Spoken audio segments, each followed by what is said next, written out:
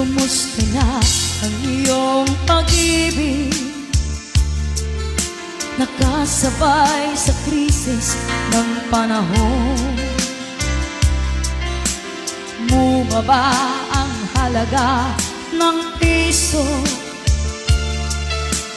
Di kaya sumabay na rin ang pag-ibig mo? Dati-dati madalas mo akong tawagan, madalas mo akong i-text kahit saan. Ngayon